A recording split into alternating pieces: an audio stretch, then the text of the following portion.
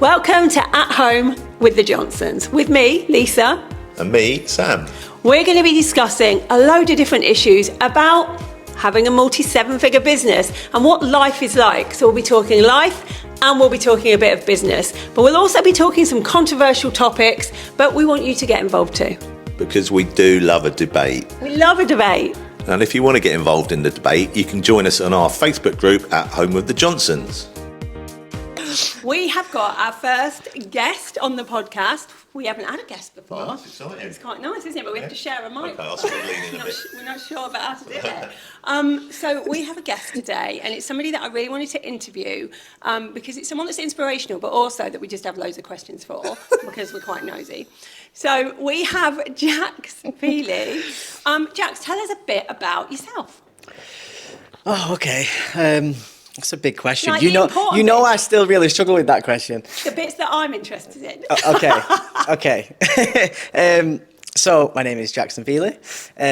I am 31 years old, and coming up to about 4 years ago now, I began transitioning from female to male. And I did so while still working in a male prison environment, and going through that in that environment. Taking all those people on that journey with me and seeing the impact that it had has motivated me to try and do that on a much bigger scale now, which is what I do. Right, I've loads of questions. First of all, one of my bucket list things is to go to prison. I can't believe so. Jax just told us an amazing story. I know. I don't understand. No, but like a bucket list thing is And you jump straight into the bizarre. Because I've always wanted to know. Do you think I could? You know me a bit now. Do you think I could handle prison? Yeah, I actually do. I do actually too. Yeah, I think in a female, yeah, like I think you have the mental capacity to put yourself in those situations, work things out, figure out how to be a leader in those spaces. Don't get me wrong, like I don't think you wouldn't struggle. It's a horrendous place to be, but in sense of the mental strength, I do think you could do it. I've watched Orange is the New Black. I mean, it's nothing like that. It is like that. But I reckon you'd give it a good go. I mean, I wouldn't recommend it. So Lisa's entire understanding of the prison system is based on a US drama. Yeah. Orange is the New Black. So she wants to go gay for this day. I think so. Be a big boss. The big boss Yeah. is the thing. I'll be the top dog person. What was she called? Red. Yeah, top Yeah. dog. You'd be Red, wouldn't you? So yeah, I mean, You know about Wentworth Prison? What? Wentworth Prison, not Orange is the New Black. Have you watched no, Wentworth Prison? Orange is the New Black. No, we haven't watched Wentworth. Watch Prison. Wentworth Prison. Are you going to put me off, That's though? great. No, it's great. All right. You'll want to be one of the main characters. Yeah, I've got main character energy. I'd be all right in this prison malarkey. Right, let's talk about you. If we have to. And when you decide, so first of all, when you transitioned, how long before you even started the transition did you start thinking you wanted to do it? So I get asked the question a lot, like how did you know, or did you always know that you needed to Yeah. transition? And there's kind of two answers to the question, because although I didn't start exploring and accepting and understanding that I needed to transition until I was around 26 years old, when I look back now at me as a child and the anxieties, the feeling uncomfortable, the behaviours, the decisions I made, intrusive thoughts, like all of these things, I absolutely knew. I just didn't have the vocabulary to verbalise how I was feeling because there wasn't the representation there is today then. So I only really started to look into it at the age of 26. Okay, so I would imagine being in a prison environment, I mean, I don't know, it feels to me like the worst environment you could be in to do something like that. Did you not think, I'll leave first? Yeah, 100%. So what happened was, so I was in the military before. I joined the military when I was 19. I came out when I was 24 after being on tour, and I'd always struggled with my mental health throughout my life. And at that point, I was really struggling, and I just needed to be at home with my mum.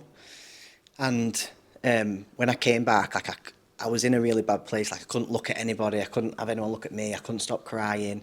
I didn't know why. We just always thought that I was I was anxious person. I worried a lot. And I remember the first time I sat down then and I said to my mum, like, is it because I want to be a boy? Like, do you think that's what it is? Do you think that's why I'm so depressed? And at that time, she was like, no, like, of course not. You know, you're this beautiful, athletic woman. You're Jess. You know, she used to call me Miss Congeniality. Like, I was just this tomboy and I loved being active. And in that moment, that's kind of what we both believed. And she says to me now, you know, if I'd have said, yeah, Jess, or, you know, you should be a boy, and then I'd have done it because I thought, oh, my mum said it's all right, and then it was the wrong decision, she would have never forgive herself. And the only reason I asked her those questions was because I started to look back at, you know, I'd always been called a man, like growing up or in school if I fell out with someone, or like, why are you friends with Jess? She's a man. I used to get shouted at in women's toilets when I was like in a dress and heels, and men would come up to me in pubs and be like, are you a bloke? Why then do you think that? I don't when I've seen know, pictures of because you look quite feminine. I thought when I look back at the photos. yeah, so like when I look back now, I absolutely didn't look like a No. man, but I always felt like I did. Like I always felt, and whether it was like an energy I think thing it was or an energy thing. Yeah. that people made people question it, because I'd asked, like I'd said to my mum all through my life, you know, I don't want to wear a skirt and I look like a boy in wearing a dress, or I look like a boy in my prom dress, and all these things, but still never thought that I want to be a boy because I didn't know it was ever a thing. Was that partly because it wasn't a thing and it was sort of? Well, I mean, yeah, it wasn't, was it? So, Like it was. I mean, medically even, and the possibility and the. Yeah, I definitely didn't think that it was something. It wasn't even in my brain enough to think that's what I want to do. Like it was just because the more I dug, the more I started to remember that from like being 5 or 6 to probably in my 20s when I joined the RAF, I used to have like 4 really. They were like little prayers that I said to myself, like every night 15 times before I went to sleep, or I would say it constantly throughout the day while I was talking to people, and it would be like this subconscious thing. And I would say, please don't anything bad happen. I would never change anything. Please everything be okay, and I love being a girl. That's strange now you think back that you were convincing yourself. Yeah, like, yeah, so the more I started thinking about it, I was like, oh my God, you've just spent 20 years trying to convince yourself you was happy being a girl. Yeah. And I think it was because I loved who I was, and I loved my soul, and I loved my family and my life, and really beat myself up for even going through any type of depression, because in my mind there was no reason to. But after we had that conversation, sorry, so to come back to the question, me and my mum said that, we like, I buried it, and I was like, right, okay, dealt with that, it's not that. And then I went in straight into the prison service, and it was just like a brand new distraction, new uniform, new people, different every day. I was really good at it. And I went another 2 years before just having a random conversation with someone about mental health. And I just said, oh, I used to struggle really bad. I used to think I wanted to be a man. And like said it, like didn't think anything of it, sort of dealt with that, like that used to be a thing. And then as soon as I'd said it, it was like it just stuck. And I was 26 years old, and it was like the universe had been knocking on the door, like saying, you're going to have to deal with this at some point. And from that day, I remember going home and typing into YouTube, like, can you change from a woman to a man? And then started to find all these trans men, and they were changing their body, and they were having careers and being, and all this stuff. And I knew straight away when I saw it, like, that's who I am. I knew in my gut. But I also knew that, well, I can't do that. Like, I'm really glad that exists, but there's not a chance I can do it in Wigan. I can't do it to my family, and I certainly can't do it in a prison. Can't do that in Wigan. I just definitely can't do it in a prison. No, that's what I would think. So what gave you the bravery to go, well, actually, I'm staying in the job, Yeah. and I'm doing it anyway? So after I started discovering it, I went another year, didn't tell anyone. It was just like, you know, just watching these YouTube videos, thinking I can carry on because I know it exists. And without realising it, I became a really angry prison officer. I started to put myself and a lot of people around me in a lot of danger. And it was because I was accepting who I was, but I didn't know at the time. I just thought I was being the normal, fiery, you know, firm but fair prison officer that I was. But in reality, I was just trying to fight, and it was quite suicidal behaviour when I look back at it. And I got pulled in by one of my governors one day, and was talking about these complaints that had been put in about me from prisoners and staff. And a prisoner had put a complaint in saying if I could choose between being in the Shark Tank with a shark or being on the landing with Miss Feeley, I'd pick the Shark Tank every time. And I absolutely hit the roof, and I was really defensive because a year before they told me how good I was at the job. And I went home that day and I knew at that point that I was either going to take my own life or do this. And I've always been so motivated in when it feels scary to jump, you jump. And that's what I'd done my whole life, whatever I've been doing. I'd always gone, no, I'm doing what feels right to me. And when I started sort of telling my family and going through all those things, I did run away initially. I ran away to Brighton, and I was just off sick from the prison service. But it didn't take very long for me to realise that I needed to allow my family and my support system to see me, because it's really hard when you first come out. What you don't realise is I'd just said bye to everything that Jess was, like this ex-military rugby playing gay woman, like identity that I'd built for 27 years. But I didn't know who Jax was yet, and you feel like, well, I've got to be Jax now because I've told you, and I can't hide behind Jess anymore, but I still look like Jess, and I feel like a freak, and then I shave my head, but I still look like a woman, and just this awful in-between stage. You just feel like a complete alien. You just want to hide. But I had to remember that I had to take my own advice, and it shouldn't be, like, I believe that it shouldn't be this terrifying to just be yourself. Like, I miss my family, I miss my friends, I miss my job. And I'd only been off a couple of months. Hadn't started hormones or anything like that. So I looked the same, just with a shaved head. And, I told my mum and dad and my family that I was going to go back to the prison because I wanted to change the way people think about this. Like, yeah. I still want to be a prison officer. I still want to be around the people that I love. And obviously, like, my mum's biggest fear at that point was, well, what's going to stop 5 men dragging you in a cell and raping you and trying to prove you're still a woman? Because that was like a very real danger. Prisons are very dangerous places anyway, regardless of putting an extra protected characteristic on your back. But I believed that I could have the conversation in the right way because it was never about gender for me. It was about life. And so I knew that if I did this in the right way, I could hopefully change a lot of people's mindsets and change my life in the process. Something you said earlier, but I really noticed, you said you were worried that you would lose your kind of very self, your energy, your being. But I think one of the things with you that you're quite passionate about now is that you haven't. Yeah. You've always been you. You're still you now. Yeah, definitely. Definitely didn't want to delete anything that Jess was.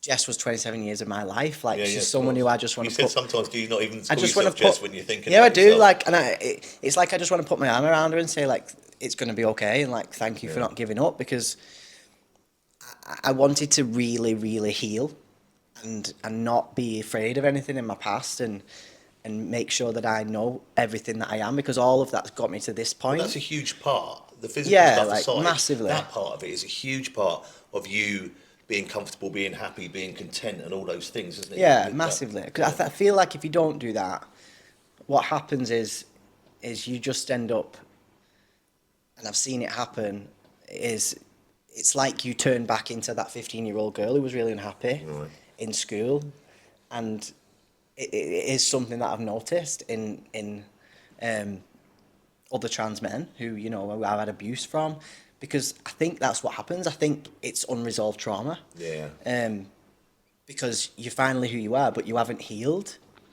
I think you've done something that not everyone does, which is to go through this while also doing a ton of inner work. Yeah. And I see lots of people do the outer work on this, but without the inner work to go with it. And I honestly think that's why you're so grounded in it, and your energy and everything about you. Like, no one kind of feels like there's anything like you're not who you are right now. Thank you. I've told you before when I've met you, like, I wouldn't have even known that you transitioned. Like, it's not you give off a very male energy, and you seem really grounded in who you are, and you've really accepted who you are, all parts of you. And I think that's a really important thing you've done. But is there any help for people going through this to do that inner work?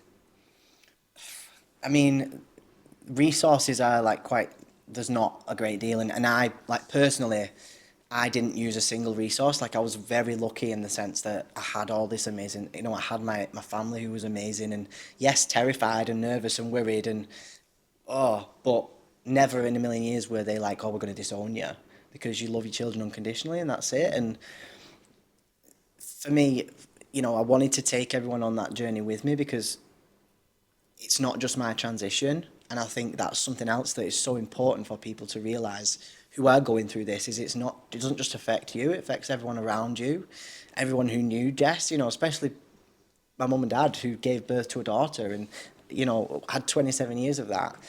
And so I think with the inner work, I was just determined to do it. Like I've always been passionate about understanding my own mind because I've been so terrified of it. And when I did go back into the prison, I was working on it's called a psychologically informed planned environment. So it catered for prisoners who were very much stuck in the system, had been in prison for a long time, suffered with elements of personality disorder, didn't understand how to maintain their emotions, manage their relationships, talk about their own trauma and stuff like that. And so when I went back in, looking exactly the same with the shaved head, and just sat down and just told them and spoke to them about vulnerability and about being suicidal and about having to look yourself in the mirror, bad things if you really want to change your life, it started to make them realise that we're all just human beings struggling with one thing or another, and we're all transitioning all the time, whether it's big or small, whether it's to do with relationships or careers or, you know, something inside you.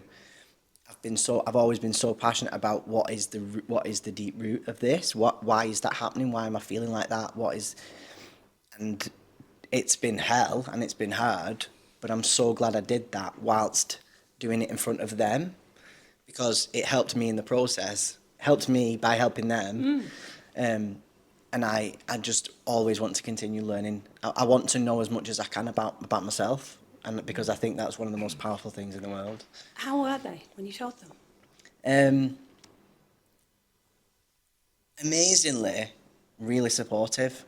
Don't get me wrong, like there was elements of abuse and stuff over the next 3 years, but it made them start to see, and they were saying to me, if you can walk back into a prison and tell all of us about it and help us with our shit whilst going through that, then I can change my own life. And they couldn't look at me and go, nah, you're chatting shit, I don't have to do the hard things, because they were watching me do it and they understood what it felt like to be suicidal, and they understood what it felt like to be afraid of being vulnerable. And by saying to them, you know, if you don't put yourself in the position for it to go really, really wrong, you don't put yourself in the position for it to go really, really right. And if you don't start, you know, looking into why you now behave the way you do, how are you going to change it? And it started to make them, you know, stop self-harming or stop being ashamed of the scars, or, you know, start talking about the trauma. And it built a level of respect where even if I would have a fight or restrain or fall out with them, they would always come up to me and go, but it weren't because of the trans thing though. I love that they did that. Because it was just a level of like, it was a level of respect where I know that you're just, you know, I'm struggling with something, you're struggling with something. We fell out over that, and it's actually not nothing about to this. do with that. Yeah. Yeah, so they still say, you really pissed me off. Oh yeah, and like all could that, have a full-on but fight. It's not But Mr. Feeley, it weren't about the trans thing though, you know. I like that though. And you said a really interesting thing earlier about everyone's transitioning. Yeah, That's a absolutely, really yeah. good way to look at it. Yeah, because we are, aren't we? Well, Like, in one level or another. Yeah. Absolutely. And I think like over the last, well, since I met Lisa, I've been through shed loads of transitions, changing in my mindset, the way I think about myself, the way I think about other people. And one thing that I think is really positive about you is that not everyone understands the process. Right.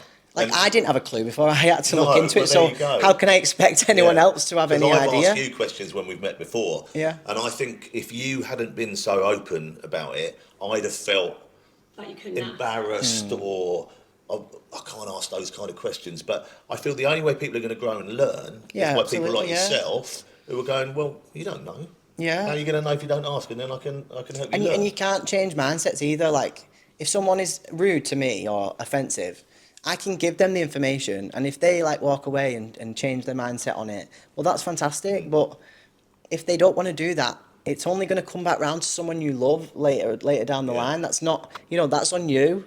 I'm really happy, and I just want people to understand, because it's about, for me, it's about living your truth and doing what's right for you and your happiness. It's never been about the gender, because when we talk about transitioning, it's like leaving a relationship, moving house, moving country, you know, going through a divorce, coming out of prison, leaving the military. Like, I feel like I've done them all, you know, apart from the divorce. But it's always, we're always trying to find the courage and the ability to adapt to the changes that we're so terrified of. And that transition is awful. Like, I've struggled for the last year coming out of a service, and still am doing. And so that's what it is for me. And I think the more I can hopefully change mindsets, every time I change one, I believe we can change 100, because they'll take that away and hit their emotion, they'll tell someone else, and that's how we change the world. Can I, sorry, go on.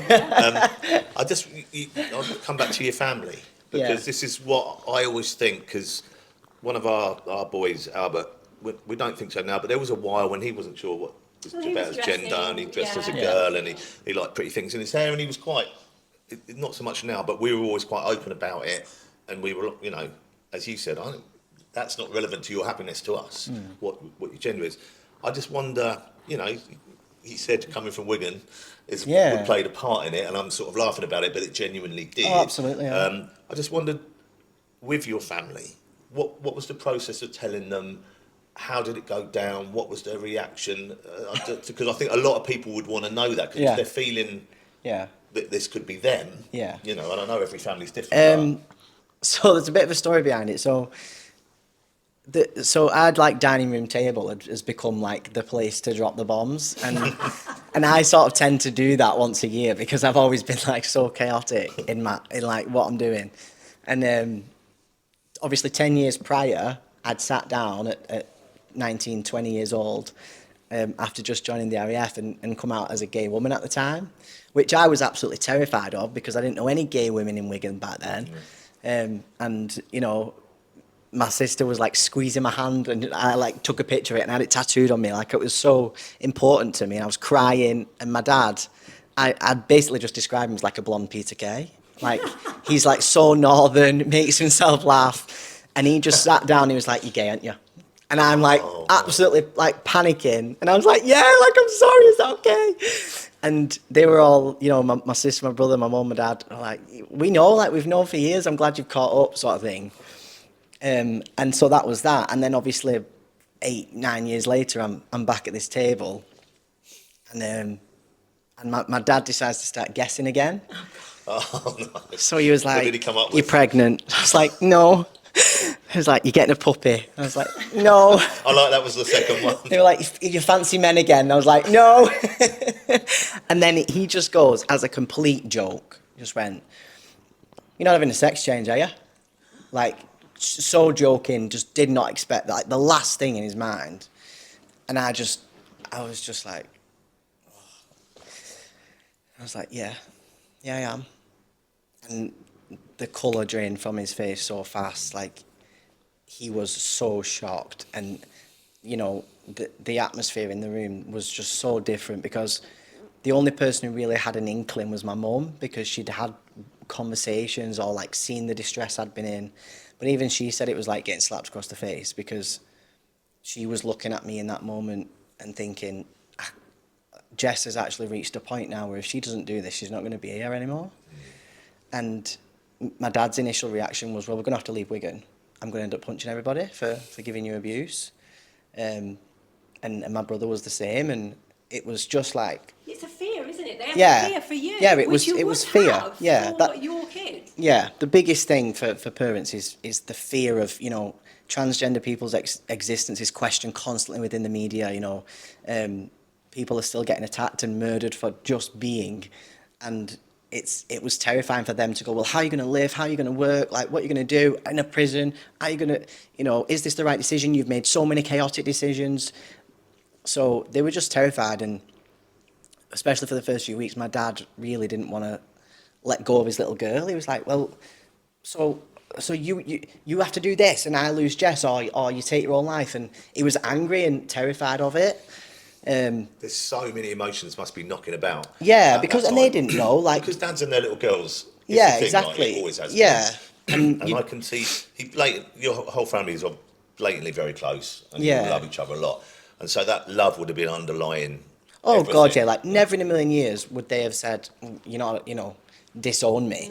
Yeah. But they were frightened, and it took a couple of months, but in the end, I started to like, try and like, I've said it before. I had to say, like, especially to my mum and dad, it's literally a dead daughter or a living son. Like I can't be Jess anymore. Like I've tried for 27 years. I've done all this stuff. I was in the military. I've done the prison. I've done this. I've done that. I can't do it. Like I'm not killing her. She's not going anywhere. She's coming with me. Like I don't want you to delete anything. I don't want you to delete any pictures. I don't care if you call me Jess or she for the rest of my life. All I care about is that you try and that you understand that this is what I have to do to be here and be your child, because I've tried everything. And from like that moment, things started to change, and every time I did something like out in work, or I started to like go on podcasts or put something on social media or whatever, I would explain to them everything I was doing and why and how important it was and how important visibility was. And I'd show them messages about if someone had messaged me thanking me for what I did, and it gave like my mum especially the opportunity to, when she's talking to people, to say he was doing this and this is what that means and this is what that means, and it's okay to make mistakes, and because if we don't let people make mistakes, how's anyone going to learn? At what point during the transitional process did you start feeling completely like you? I think that's a forever process, to be honest. I think it is for everybody. And in the beginning, like I said, you feel like a freak and you want everything right now. Especially in my case, where I was 27, I wasn't, in my teens. But I started to realise, and when we talk about inner work, it's not about an end goal. It's about the journey, and it's about finding the 1% happiness in your everyday life. The things that make you you. And I started to think, right, well, I can be excited because every day I'm a bit more Jax than I was yesterday, and that started to become really exciting for me. And especially in like the first sort of 6 months, nothing really happens on hormones, but then when you've waited 27 years for, a chin hair, it's an exciting feel. You want to savour it, and you're like... And I think that's still going on. When yeah. I first met you, you hugged in a different way to how you hug now. Did I? Mm. And that was only when March. Big fest. Can I just jump in on that? You hugged. I know, I never hugged her. That's the bigger issue here, that you actually Yeah, hugged I was just like, I was more stuff to Lisa, didn't have a clue who she was, and I'd just heard her ask a question about trolling online. I was like, I want to speak to you now. Don't let the bastards get you down. Oh, she told me, actually, about your first chat, and like, at the time, we've spoke about this in other podcasts, like the trolling and the people, and you said Jax came up and spoke to you, and he was very much along the lines of, look, this is what I've been through, this is what I've had to deal with. Yeah, and it was a bit like, he showed me all these, like, I've got all these threads about me, and I was like, oh. So everyone who is visible and successful in any way has all of these threads, and it really helped me, because then I was like, I'm no longer worried. It's not just that me, means it a lot happens to to me. other I'm people, glad. and I came home and told Sam that. I do remember, yeah.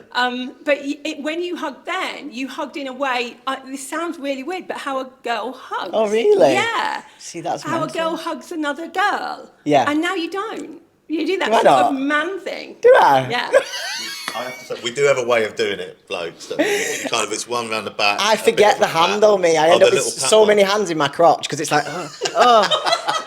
especially people who've known me before, like my cousins or something. They're like, well, we used to hug, but now I'm doing the man thing. And But I love this. It's like going through puberty. I'm only 3.5 years in, so I'm kind of going through a male puberty until at least 5 years. But what I do love about you is your ability to laugh about a lot of it. Oh, it's hilarious. Because people will get things wrong, and you touched on that earlier. But I was like bollocking prisoners, and my voice was hitting the roof and coming back, and I think if you can find the ability to take the mickey out of your biggest insecurities, nobody else can touch you. Oh, that's a huge thing. I think people get unable, that sort of self-deprecation of like, and that must really help you. But not only you, I think it helps the others around you. Because this is a new thing for a lot of people, and they're trying to understand the process, trying to understand who you are. And you being like that, it helped me, definitely. Oh. Well, honestly, it did. And so I think that is a big credit to you. No, thank to you. go Well, I think through. it's harder for certain age groups, Totally. if we're honest about it, because they don't know anything about it. So, Yeah. like, you know, you speak to my kids about it, and they're like, "Oh yeah," and they sort of know everything about it, and they're really Yeah. chilled about all this kind of stuff. But you talk to somebody like your age, Old. and well, your age or older, and it's very much like, well, I have all these questions, I want to know all this stuff, but I don't know if I'm allowed to ask it, because it's such a world out there where you can offend so quickly Yeah. that you don't know whether you can, but you're very open in allowing people to ask, and I think that's really Yeah. important. Because I think it makes it worse. I think it makes it really toxic, and it makes. Why would I want people to go? I don't want to talk to a trans person. They're all just angry. You know, if I just jump down someone's throat if they're rude to me, that's not going to work. That's not going to change anything. That's just going to make them think, I don't want to have that conversation again. Yeah.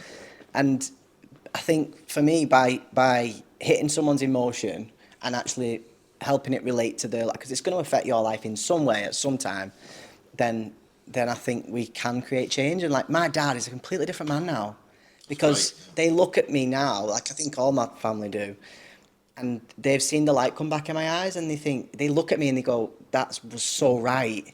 Yeah. You know, like my dad does talks in work now, and like he's just so proud, and he's so like, he's doing this and he's doing, you know, But that must it's be unbelievable. lovely to feel like, because there must be this bit of you as a parent that thinks, what if they're making the wrong decision and then they do it and they're like, oh, sugar, I shouldn't have done it. Yeah. And then to see you as you and go, oh, like that relief of it is the right Yeah. thing. That's a question I wanted to ask you. There's a lot of talk out there and debate and arguing over whether there should be an age Yeah. where you can start taking hormones and you can start this transition. What's your view?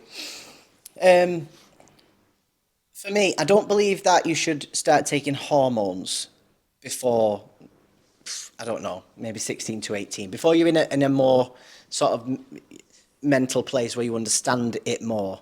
But in terms of children, and, you know, people have these massive issues with puberty blockers. Like, puberty blockers have been around like forever for children for different reasons, and they don't affect a child in this horrendous way. All they do is give them a pause button for a couple of years, because, for example, if you want to transition from a boy to a girl, once you've gone through testosterone, that male puberty, like I'm going through now, you can't reverse that. So the square jaw, the muscle mass, where you grow hair, the deepness of your voice, your hairline, like all these things, you can't reverse, which is why it makes it really difficult visually for men to transition to women, because it's very visibly trans, and it's hard. Yeah. And so for children, or like for me, growing boobs or something like that, you know, it just gives a child a couple of years to figure it out, and just prevents them from going through that puberty, which you then can't reverse. And so, you know, I've said it to you before, with children, especially young ones, you know, if they want to play with a certain thing or dress a certain way or whatever it is, we all go through a million different phases. If a child feels loved, accepted and safe, they will thrive. And if they know that they're safe in your environment and they can talk to you about anything, they'll figure it out. That's it. And Whereas they did. if you're Like, trying to we've put been them in a through that. box, they're going to be like, oh no, well, I've said this now and I can't go back. And then I think that figuring it out is a great Yeah. way to put it, because we spoke about Albert, and you know, he's a kid now who lives in football tops, Exactly, yeah. doing boy stuff, you know, traditionally boy stuff. Whereas, you know, 4 or 5 years ago, he was much happier in a dress than he was in a pair of joggers. Yeah. But that's just him growing, and I think because we've never even thought of it as any kind of an issue. Yeah. It was just like, well, that's what he's doing. And Yeah. I've got, you know, a lot of my background is kind of footballery, laddie kind of culture. And like, most of the people I speak to in this world are very chill with it. But when I'd catch up with some of my old mates, and I've spoken about you before, and they're like, wait, what? What do you mean? And I'm like, Yeah. and then I'm doing my little bit of education to that next step along Yeah. the chain. But yeah, I think it's a really interesting one that they'll figure it out. Yeah. 'Cause Well, they do, and I think part of it is just from a young age, not putting a stereotype on there. So we Yeah. said really young, when they were like 4 or 5, have you got a girlfriend or boyfriend? Like, there was And that's not amazing, one bit like- of me that just Yeah. said one, because Yeah. I knew I didn't want to Yeah. tell them what 'Cause they you, should without have. without realizing Yeah. it, you put an expectation on the child of, have you got a girlfriend? Yeah. And then they have to come out. Yeah. You know, and you've not even tried to do that, but that's what it creates. And in terms of like trans people, you know, when people hear the word transgender, automatically they just think man in a dress. Yeah. Because of years and years of clumsy representation within the media of, you know, it's always the big burly man in the dress who, you know, is the prostitute in the film. And that's why representation is so important, why I'm so passionate about visibility, because it gives someone else the reassurance that their life's worth living. Yeah. And, you know, stuff like lad culture, a lot of the time, it's just lack of understanding because they've never met anyone, it's never affected their life. And I think that's why it's always powerful when people meet me first and don't know, because they either like me or they don't. They think I'm funny or they don't. They fancy me or they don't. And then whatever they thought, they find out I'm trans next after that, and their first opinion still sticks. How Makes does them that question work it. when it comes to dating? So Difficult. Yeah. So like you're single at the moment, Yeah. right? But you date now? Not a lot. Like I think I have spent the last few years just trying to become me and be happy with that. Dating does frighten me a bit. Is that because of, I mean, what do you say first? Like, do you Yeah. tell them or not tell I them? think, I mean, don't get me wrong, I would never like go home with someone and then be like, surprise. Like, I would never do that. But I also don't think I should have to go, hi, I'm Jax, I'm trans. Yeah. And I think if you're going to be in someone's intimate space, then that's different. But for me, I'm very open about it, and it probably would never be a secret.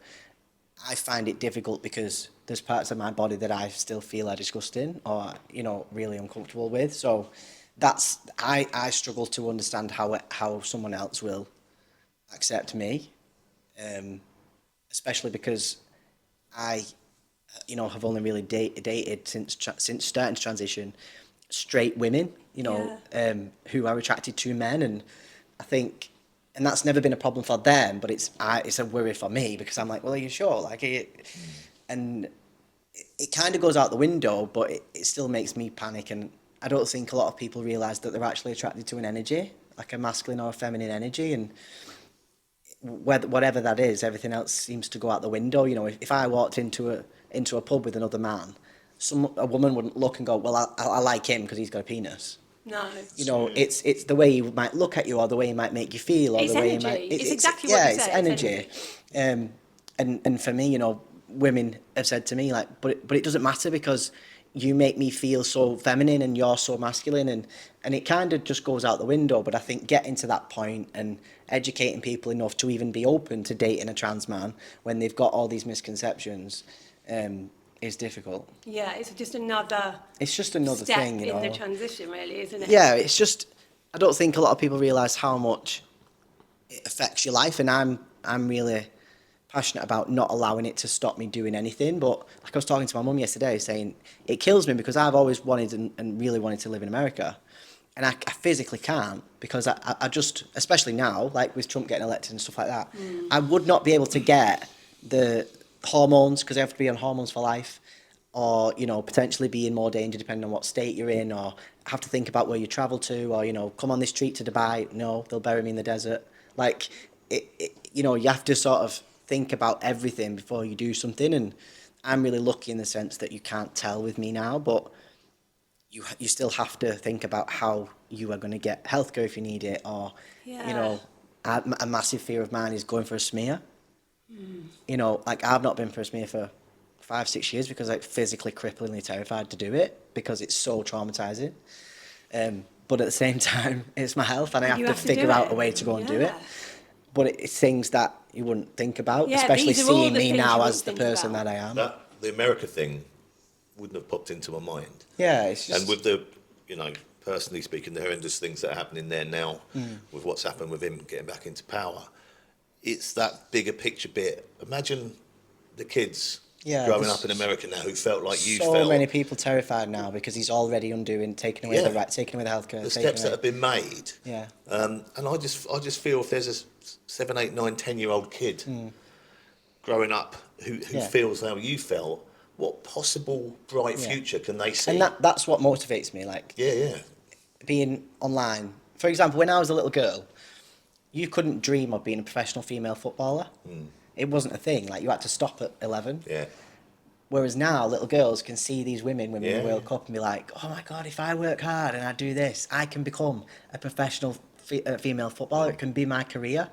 And the visibility and the representation reminds them that actually it's work. Don't give up. Don't take your own life. Don't think that this is not a thing.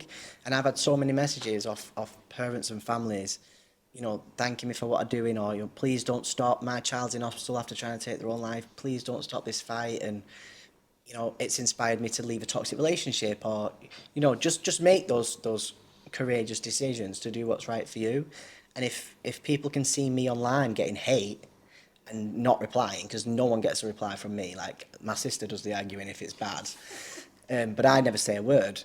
And if they can see me and they receive hate, but they can see me and go, actually, he's still doing it, he don't reply. Well, I don't have to listen to you, because people tell me, and they'll tell however many trans people and a lot of people on the internet, you should have killed yourself, you need electrocuting, you know, what's wrong with the world, whatever else. I want people to see that I'm still doing this regardless. It doesn't matter what they think. Like that's them. That's a them problem. It's not me. I'm happier than I've ever been. And that's what motivates me more. And I than think anything. the reach, it's like a ripple effect, isn't it? Yeah. The reach of what you do. If someone else reads about that, like you say, would help them with something they're going Exactly, through. yeah, They tell because it's someone else, they tell transitioning. someone else. And I like the Yeah. football analogy, being a bit of a football fan, and I love following the Lionesses, and I'm quite a big supporter. And that transition there, it probably only 20 years. That change has happened, really. Going from not being able to play, you know, to now being professional, earning a living out of it. So it shows that with, you sort of talk about visibility and honesty and promoting these things, you can make that change.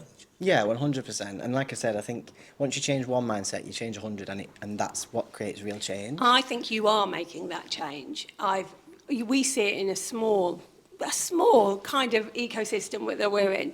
But if you're doing that in a small way, you're doing it in a bigger way. You just don't always see it. Yeah. You see some of these letters, but for every letter you get and for every email you get saying thank you for helping me, there's someone you've helped who hasn't done that. And we always need to remember that, I think. Yeah, definitely. Like, I struggle with it a lot. You know I have, because I don't feel like I'm doing anything Big enough. worthwhile, like noble enough anymore after being in such chaotic job roles.